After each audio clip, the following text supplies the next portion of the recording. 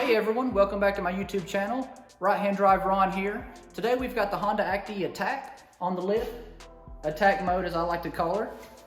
The reason why she's on the lift today is it's about time that I put it on the lift because it's a timing belt job. And it's also about time I did this video since I've been discussing it for several months now at this point to my followers. So here we are. It's a low mileage unit, 25,000-ish miles is what I got it from. It was purchased from Mini Mimi at All Things JDM. With a Z. However, the reason why we're going to go ahead and do the timing belt on this is because going through the maintenance records, I did not identify any timing belt changes in the Japanese paperwork. There's no indications on the timing cover nor the door jamb where you typically have that timing belt decal letting you know the year and the mileage in which the timing belt was changed on the truck. So we'll do the timing belt, we'll do the water pump, we'll inspect the cam seal, inspect the front main seal. I do have those. Although it is low mileage, it is also 28-ish years old, so we'll make sure those aren't leaking. If you're in need of knowing how to do a timing belt, that's what this video is for. Stick around, we'll get through this. So just to share a scope of the work with everyone, as I like to say, overnight parts from Japan. Shout out Mini at All Things JDM yet again. These parts here were obtained from Yahoo Auctions, and it's a typical Japanese product over there. Whether or not it's a domestic product to Japan, I'm not entirely certain. Seeing as though most everything is in Japanese, I would assume it probably did originate from there.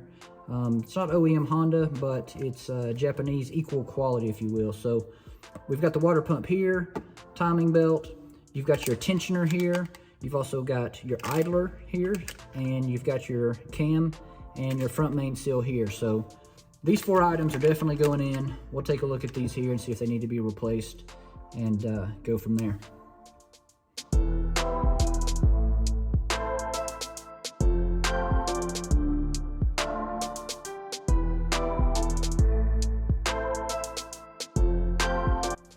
So at this point, taking a look at the manual here, I've actually placed a jack stand underneath the engine up against the bottom of the oil pan with a piece of wood there.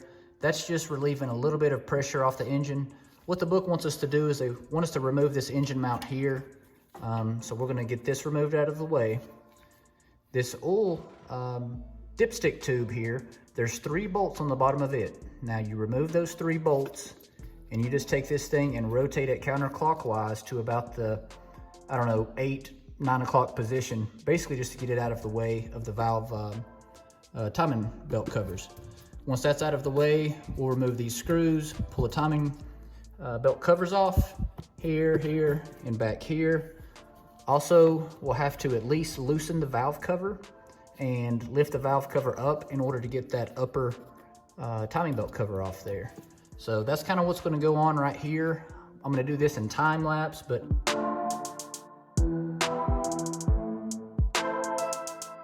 all right, just to catch everybody up to this point, you can see here, this was the engine mount that I just removed from that general vicinity right there. 2 14 millimeters here. This actually goes into the engine mount bracket. 17 millimeter here. That's the big guy that goes into the chassis of the truck. All this stuff was basically just like this, right? So let's get that removed. Here we are.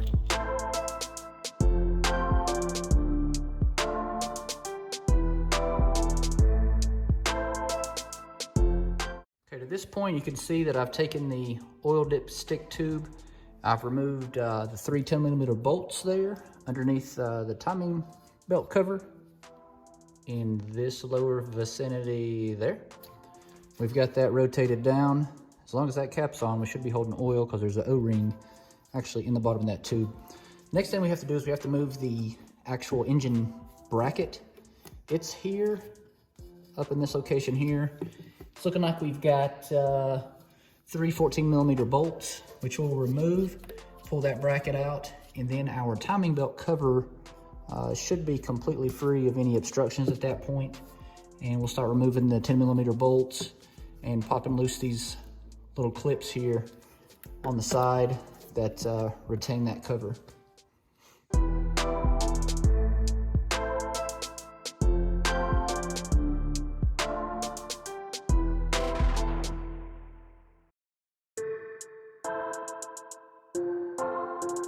Friends, I have no lie to tell you. This bracket right here is quite tough to get off. So as you can see at this point, we've got the bracket removed. The engine is sitting a lot lower. I've let the jack stand down some so that I can access most of the stuff here. I've got the alternator cover off at this point. We will be taking off these 10mm bolts here and removing this pulley here for the alternator, pulling that belt off. And once we get there, we should be able to remove the remainder of the actual timing belt cover here and the upper portion of the timing belt cover there.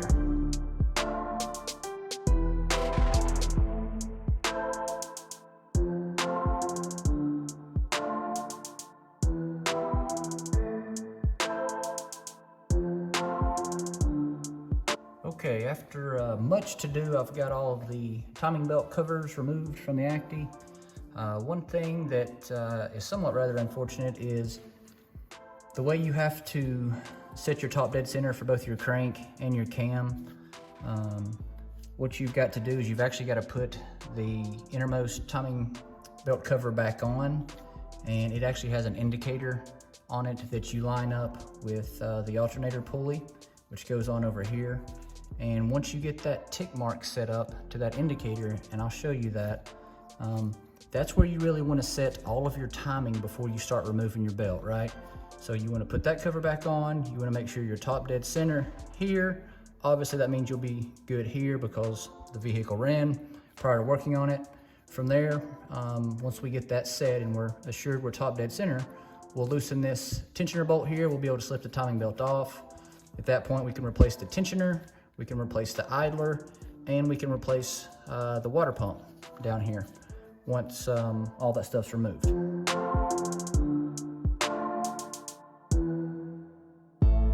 Now that I've got the cover back on, I went ahead and put the two 10mm bolts right here, just because this is so important for the timing alignment. You can see here, there's almost an arrow or maybe even a funnel if you look at it from one way or the other. And that's where we're going to line up this part right here. If you take a look at your alternator pulley here off the crank, you're going to have this one red tick mark. So that's your top dead center mark. You'll take this piece here that you took off earlier. There's a pin right here. You can see the pin where this will go.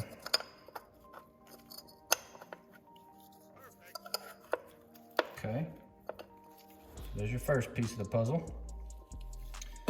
This here also is pinned. We'll slip that on there as well. See, your pin is right there. We'll just run one of these 10mm bolts back in here. We don't need to put the little fan back on at this time. So what we're doing here is we are just going to ensure we line this tick mark up with that arrow. It's creating a shadow now, so let's go to the side of it here. Okay. All right, you guys can see that arrow now. There it is. All right, now, the book says that whenever you rotate this crankshaft, only rotate it counterclockwise. That way, okay? Snug this up just a little bit.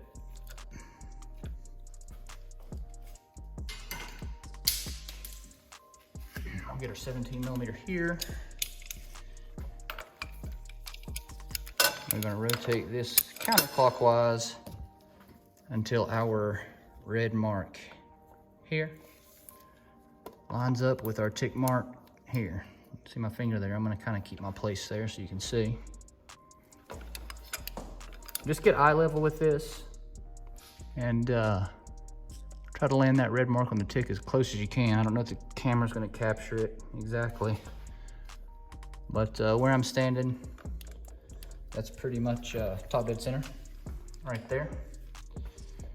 Camera's kind of at an odd angle, but that is it. The other thing you want to keep in mind during this iteration is you also have an up mark and 2 notches on your actual cam gear.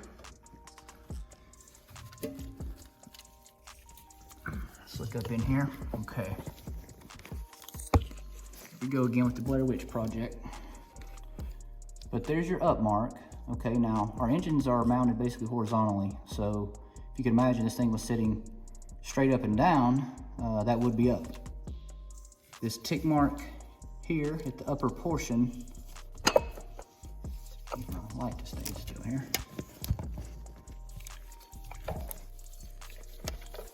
If the engine was out, you could take this tick mark and it lines up with the top of the head where the valve cover goes.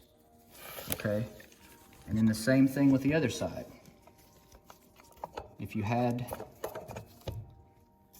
the engine out, where the valve cover sits, this tick mark right here would be basically right on top of it. It's hard to look back in there, but if you do, you can see you're kind of close to where the valve cover would go. This is the actual valve cover here. I didn't take it all the way off. But it sits, yeah, there we go. Now you see the daylight there behind that tick mark? That's the top of the head, okay?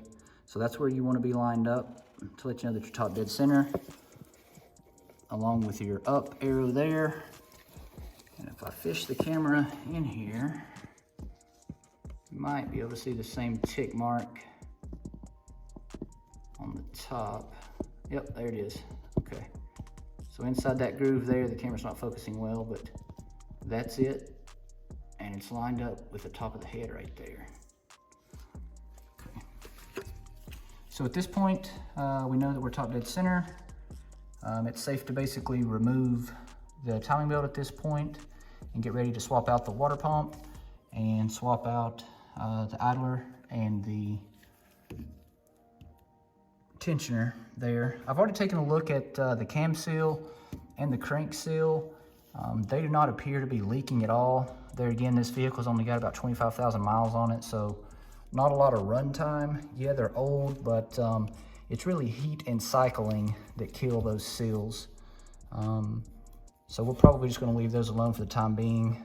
We'll keep them around in case we ever develop a leak. So yeah, let's get that timing belt removed.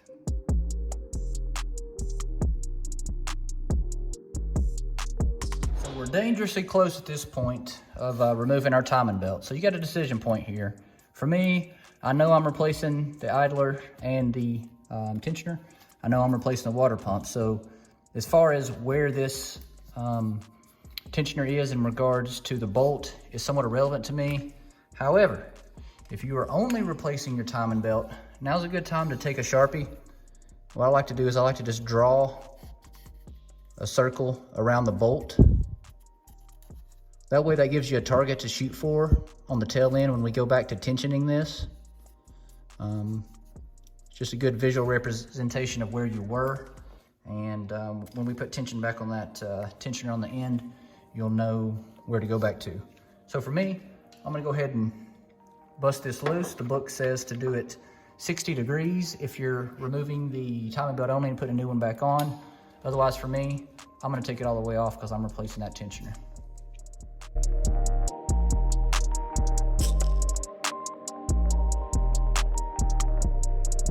So here we are with timing belt off.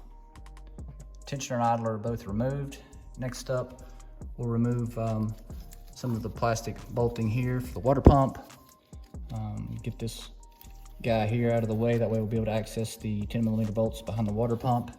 And at that point, we're making a big mess, right? Antifreeze is gonna go everywhere. We'll set up a catch can underneath this to try to capture most of that and swap out that water pump and then pretty much start putting everything back together in reverse order. I'll show you how to set timing, make sure nothing changed. One thing's very important, as we just went through that iteration of making sure our crankshaft was top dead center and making sure that our tick marks and our up arrow or up letters are the correct position of the cam gear. Once that timing belt is off, guys, don't touch anything. Don't touch this, don't touch this. Don't rotate it, leave it as it may, or leave it as it be. That way you've got a better chance of success on the tail end when you're putting all this stuff together back in time. We're gonna remove this one 10mm bolt right here, and then this end of the plastic just kind of pulls off here. And once that's out of the way, we'll be able to get to the water pump 10mm bolts there. Not sure how many's behind there, probably 4 or 5. Just make sure you don't lose your spring either for your tensioner. Just gonna kind of put that up there out of the way if I can. And here we go.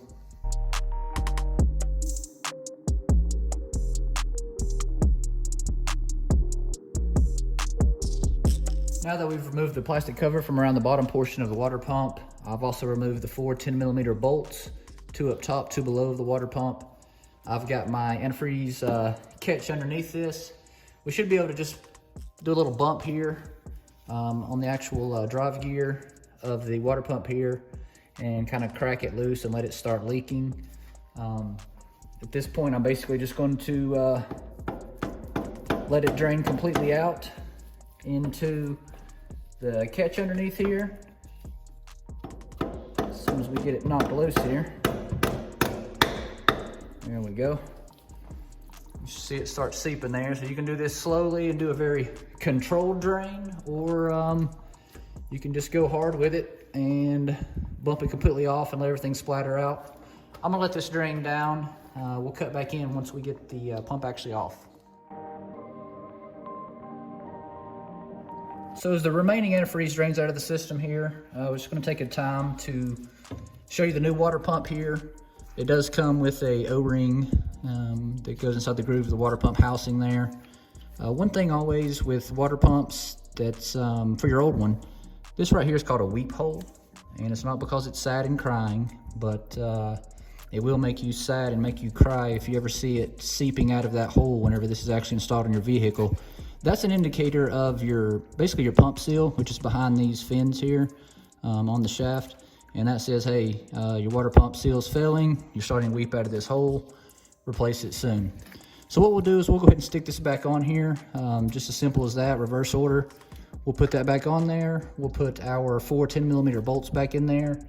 And about 9 foot-pounds, 10 foot-pounds top is what you want to torque those bolts to. And once that's done, we'll clean up some of the antifreeze that's stripped around that. But until then, it's going to continue to seep.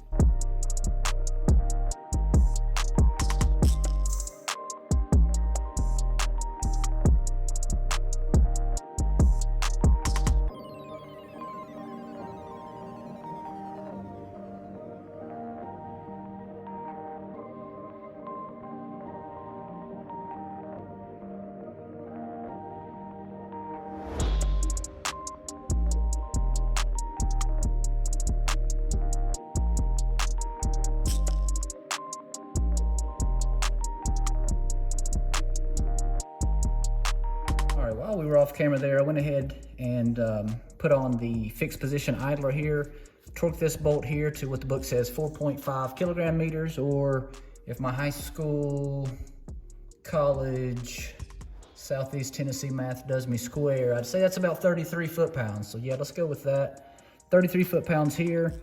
You'll do the same thing on your tensioner. We're gonna leave it loose right now. Make sure we've got our belt wrapped on appropriately. Everything's still in time. When you put your belt back on, you want to start with your crankshaft, wrap it around your fixed position idler, around the water pump. Remember, the water pump is not timed, so it can spin freely and be in any position, doesn't matter what teeth you line up with. As I mentioned earlier in the video, you don't want to spin the cam gear, you don't want to spin the crankshaft. So put as much tension as you can on the belt between the water pump as you wrap it around the cam gear. That'll give you the proper adjustment here at your idler pulley. Your tensioner here, and then you'll be able to slip the belt from the top right over to the bottom of this. Now, from here, we've actually got to put that plastic cover back on so that we can get our timing indicators to find top dead center and top dead center for the cam gear, just to make sure once your belt's on. What we'll do here is I'll take the screwdriver here and just kind of apply a force down here and just snug this up to keep the belt taut right now while we go through and verify that our timing's right. I like to go through and put the cover on, set everything at top dead center, do a full 2 or 3 revolutions and make sure everything comes back to the same position. You should be still indicating top dead center on your crank. Your 2 tick marks on your cam should be parallel with the actual head there, and your up riding on that cam gear up there should still be basically at a, let's call it a 45-degree angle this way. So I went ahead and made a few revolutions, turning the 19 or 17mm bolt right here, crankshaft bolt, just to ensure that all my timing marks and everything still lines up. Another thing that I failed to mention before you put the plastic cover back on, there's actually an indicator arrow right here on the oil pump. And this arrow points to this particular cog on the crank gear here. So if you look right inside here, there's an arrow right there.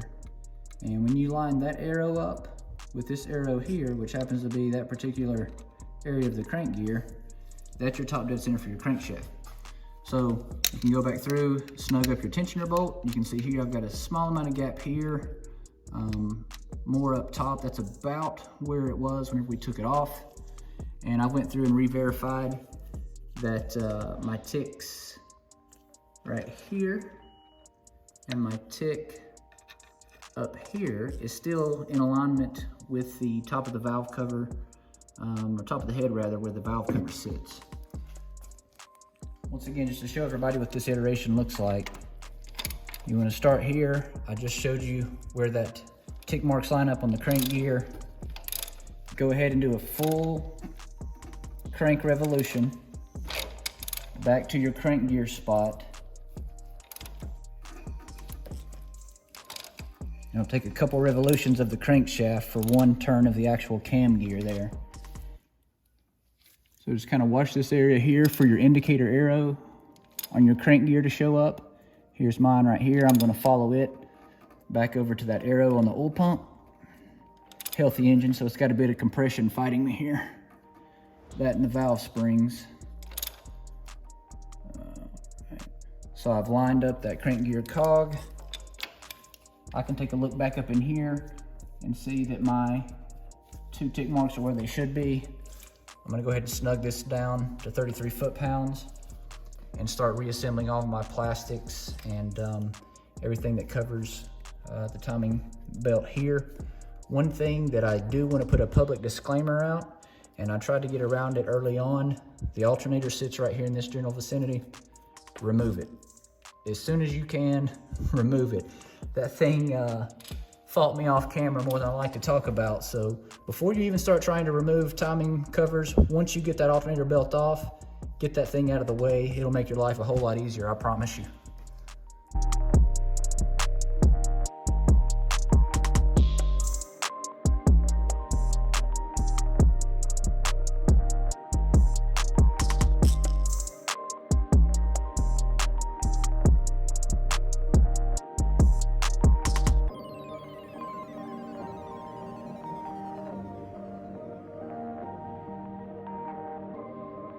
All right, everyone, so to this point, I've got the alternator belt back on. I've kind of just snugged up the alternator right now. I haven't had an opportunity to put the bracket on yet. From here on, I'm gonna kind of put everything back together, basically in time lapse. Everything goes back on as it came off in reverse order, of course. One thing to keep in mind, since we did take that valve cover off, if you've seen one of my other videos where I did the valve cover gasket replacement, it's important that whenever you replace that valve cover gasket or even remove that valve cover, that you reapply that sealant at the 90-degree corners of the valve cover gasket itself. So I've done that. All that work's done up top to this point. So I'm gonna go back together with all the timing belt covers. I'm gonna put our engine bracket and engine mount back on. I'm gonna tension up the alternator belt there and put that final cover on there. And that's really the completion of this job.